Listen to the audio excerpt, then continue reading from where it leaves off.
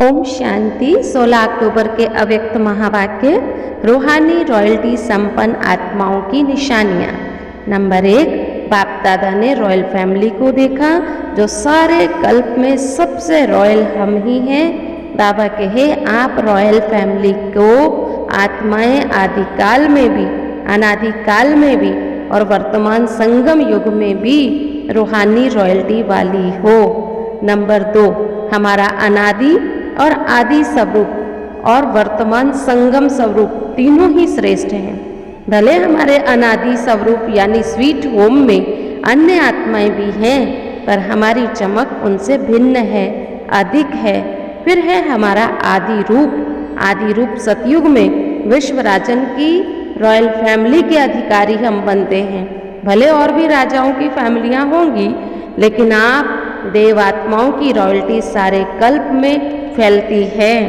फिर आता है संगम युग पर रूहानी रॉयल्टी अर्थात फरिश्ता स्वरूप बन जाते हैं। रूहानी बाप की रूहानी रॉयल फैमिली बनते हैं।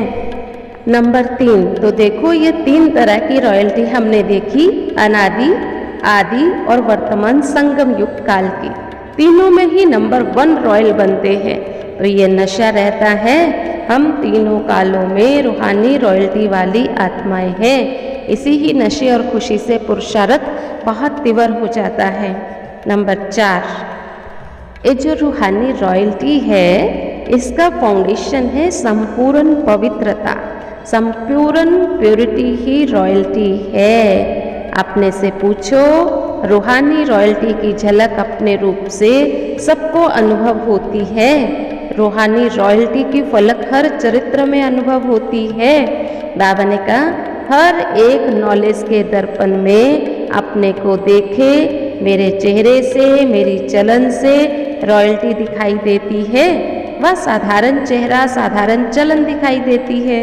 जैसे सच्चा हीरा अपनी चमक कहाँ भी छिपा नहीं सकता, ऐसे रूहानी चमक वाले, रूहानी रॉयल्टी वाले कहीं भी छिप नहीं सकते हैं। नंबर 5, कई बच्चे अपने को खुश करने के लिए कहते हैं हम गुप्त आत्माएं हैं, इसलिए हमको कोई पहचानता नहीं। समय आने पर आप ही मालूम पड़ जाएगा।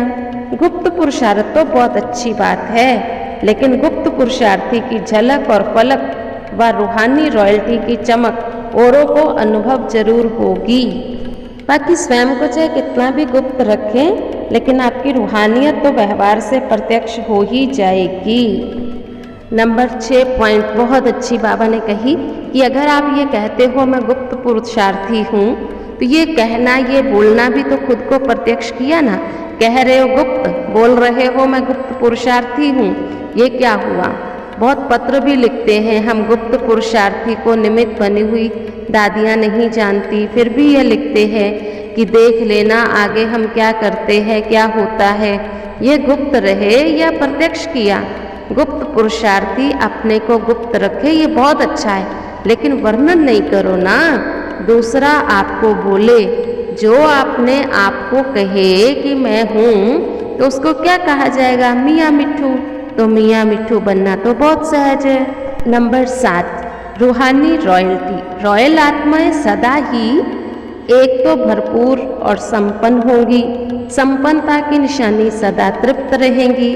तृप्त आत्मा हर परिस्थिति में हर आत्मा के संबंध संपर्क में आते हुए, जानते हुए भी संतुष्ट रहती है। चाहे कोई कितना भी असंतुष्ट करने की परिस्थितियां उनके आगे ले आवे, लेकिन संपन्न आत्मा, तृप्त आत्मा असंतुष्ट करने वालों को भी संतुष्टता के गुण का सहयोग रूप दे देगी। संपन्न आत्माएं अपनी शुभ भावना, शुभ कामना द्वारा उनको परिवर्तन करने का सहयोग देगी। रूहानी रॉयल आत्मा का यही श्रेष्ठ कर्म है। नंबर 8, देखो रॉयल आत्माएं छोटी छोटी बातों में व्यर्थ में नहीं जाएंगी। छोटी छोटी बातों में उनका आकर्षण नहीं होगा, कहीं भी उनकी आंख नहीं डूबेगी। रॉयल आत्मा के मुख से कभी व्यर्थ व साधारण बोल भी नहीं निकलेंगे। हर बोल युक्ति युक्त होगा, योग युक्त होगा, व्यर्थ के भाव से परे अव्यक्त भाव वाला होगा। इसको कहा जाता है रॉयल्टी। नंबर 9, चेक करो मैं रॉयल हूँ। शुभ कामना की वृत्ति से हर आत्मा से व्यवहार में आते हैं। रॉयल दृष्टि सदा फरिश्ते रूप में औरों को भी फरिश्ता देखते हैं। रॉयल कृति कर्म में सदा सुख देना सुख लेना। इसी श्रेष्ठ कर्म के प्रमाण हम सबके संपर्क में आए तो हमें रॉयल आत्मा कहा जाएगा। ब्रह्मा बाबा देखो कितनी रॉयल्टी संपन्न आत्मा थी।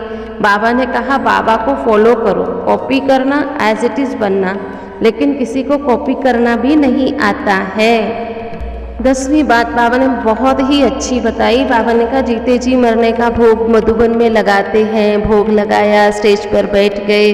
बाबा ने कहा ये तो बहुत ही सहज है, लेकिन देखना है कि हम जीते जी मर गए हैं। जीते जी मरना क्या कहा जाता है? पुराने संसार, पुराने संस्कार, इसमें सदा के लिए संकल्प और स्वप्न में भी मरना मनाना होता है। ऐसे जीते जी मरना कौन और कब मनाएंगे? बाबा तो ये देखना चाहते हैं। बुद्धि को बिठाना, इसको कहा जाता है यथार्थ जीते जी मरना। स्टेज पर बैठना सहज है, बुद्धि को बाबा में लगाए रखना।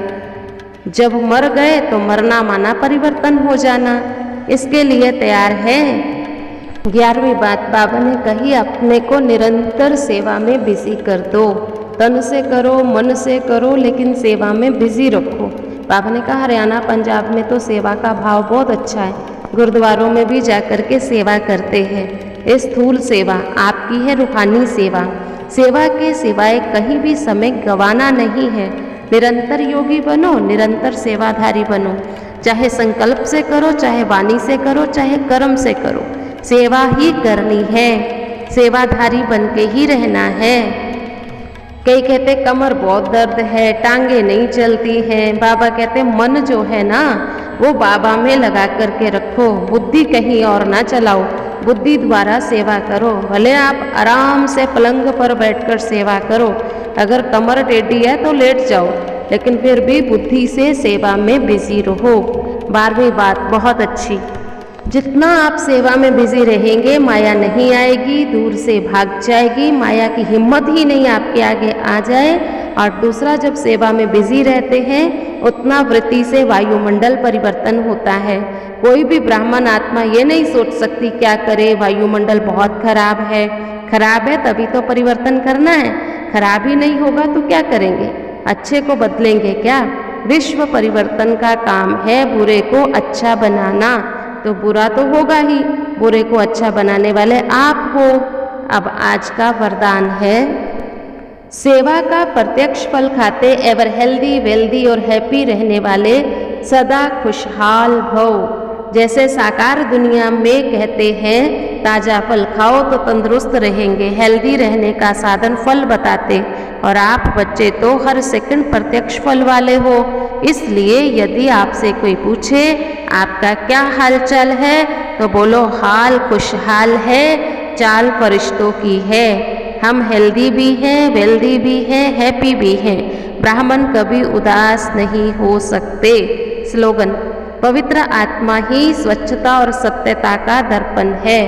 सूचना, आज तीसरा रविवार है तो 6:30 से 7:30 तक का योग जरूर करें। ओम शांति।